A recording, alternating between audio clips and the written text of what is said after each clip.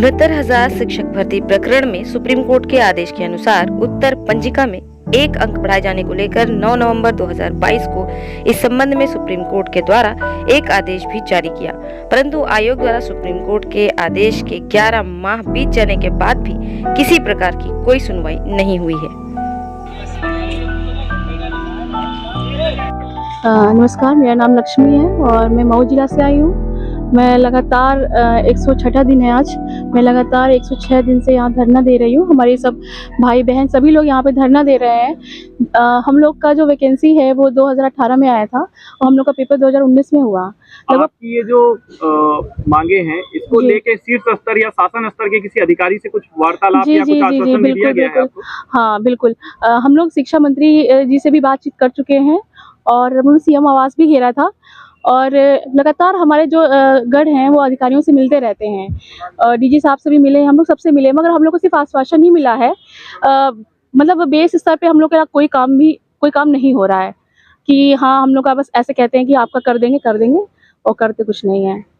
प्रदेश की योगी सरकार जहां पे महिला सशक्तिकरण और महिला आरक्षण बिल को लेके जो है बड़ी बड़ी बातें हैं, सब कुछ है, और यहाँ पर आप जो जैसे कि आप बता रहे 106 दिन से आप यहाँ पर बैठे हुए हो, दिवाली, भैया दूज, सारे त्योहार आपने यही मना दिए, और एक महिला जो है सुरक्षा का मानकों पर आप यहाँ पर हैं, किसी प्रकार का आप इस विषय पर क्या कहना चाहेंगी सरकार? मैं इस विषय पर ये कहना चाहूंगी कि जो ये बिल है सिर्फ लोकसभा राज्यसभा की वहीं तक की सीमित है।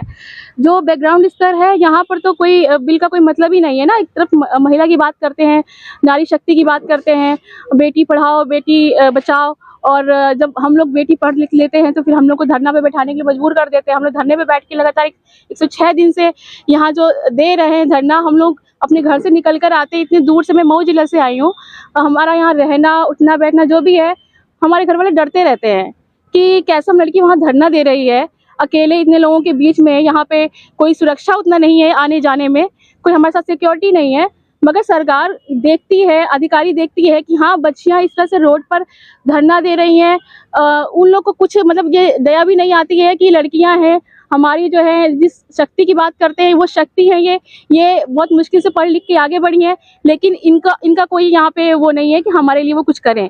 जिस परिणाम की आप बात कर रहे हो, अगर वो परिणाम अंतरिम रूप नहीं दिया गया तो आगे की क्या रणनीति है आप लोगों की? क्या करेंगे? किस स्तर तक आपका ये धरना चलेगा? अगर हमारा कार्य कुछ नहीं हुआ तो धरना अनवरत चलता रहेगा, क्योंकि हम घर बैठ के क्या करेंगे? हम घर बैठ के लोगों की बात तो नहीं सुनेंगे ना।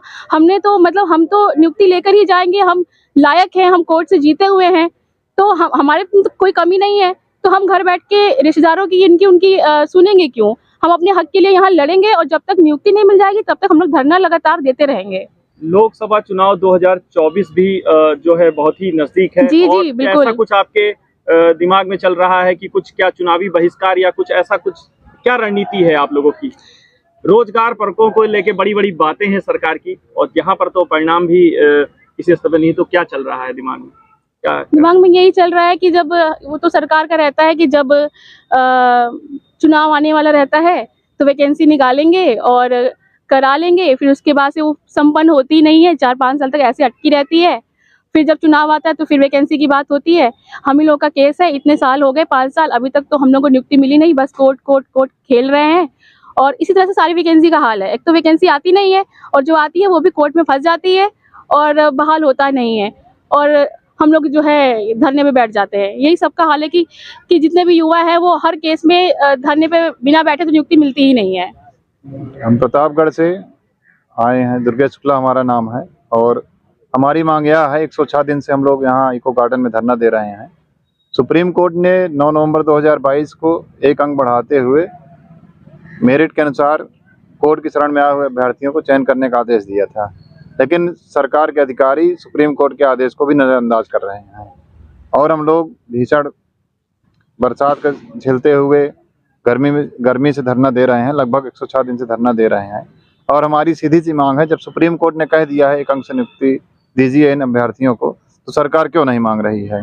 कुछ दिन पहले हम लोग योगी आदित्यनाथ जी, प्रदेश के जो मुखिया हैं, इनके आवास का घेराव किए थे, लेकिन मुख्यमंत्री जी से मुलाकात नहीं हो पाई और पुलिस बल के द्वारा हमको यहाँ भगा दिया गया। ये जो आपका धरना चल रहा है, इसमें किस किस जिले के अभ्यर्थी आप लोग अभी शामिल हुए हैं? प्रदेश के समस्त जिले से अभ्यर्थी आए हैं, कोई अयोध्या से आया है, कोई लखीमपुर खीरी से आया है, कोई सिद्धार्थनगर से आया है, कोई बनारस से आया है। तो तमाम प्रदेश के लगभग इसमें 2249 लोग कोर्ट की शरण में आए हुए थे और लगभग 1500 लोगों को चयन होना है।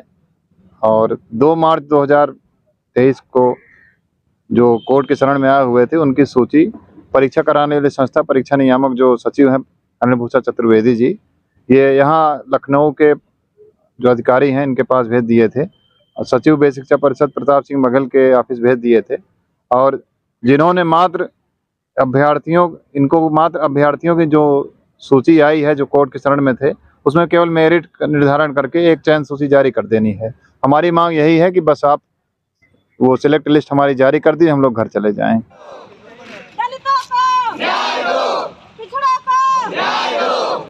कर रहे हैं। आज हम उनका सहयोग मांगने आए हैं और इसलिए मांगने आए हैं कि चाहे 69,000 शिक्षक भर्ती हो, चाहे लेखपाल भर्ती हो, चाहे पुलिस भर्ती हो, चाहे इस किसान कमेरा मजदूर पिछड़े समाज जहां पर भी काम करके अपने भविष्य को उज्जवल बनाने की एक इच्छा रख करके आगे बढ़ रहे हैं, वहां हर तरीके से आरक्षण को ताक पे रख करके विसंगतियां हो रही हैं।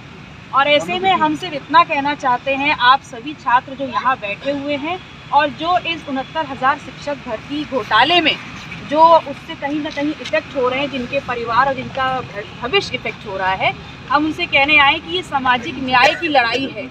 और आज जैसे आपके सहयोग में हम खड़े हैं, इससे ये शिक्षा लीजिए और इससे ये संकल्प लीजिए कि आगे हमारे समाज को जहाँ कहीं भी किसी भी छोर पर ऐसे अन्याय के खिलाफ खड़े होना है, वहाँ आप भी उतनी ही तत्परता से और उतनी ही गर्मजोशी से, उतनी ही साहस के साथ सहयोग में खड़े होंगे, ताकि जो हमारा मूल्य उद्देश्य है सामाजिक न्याय को स्थापित करना, उसको हम कर पाएं। और उसी को लेकर के लगातार चल रहे हैं और इनके साथ उनकी हर लड़ाई में जहाँ पर भी ये हमारा सहयोग चाहेंगे, हम इनके साथ पुरजोरी से अपना दल कमेरावादी खड़ा है। ठीक है।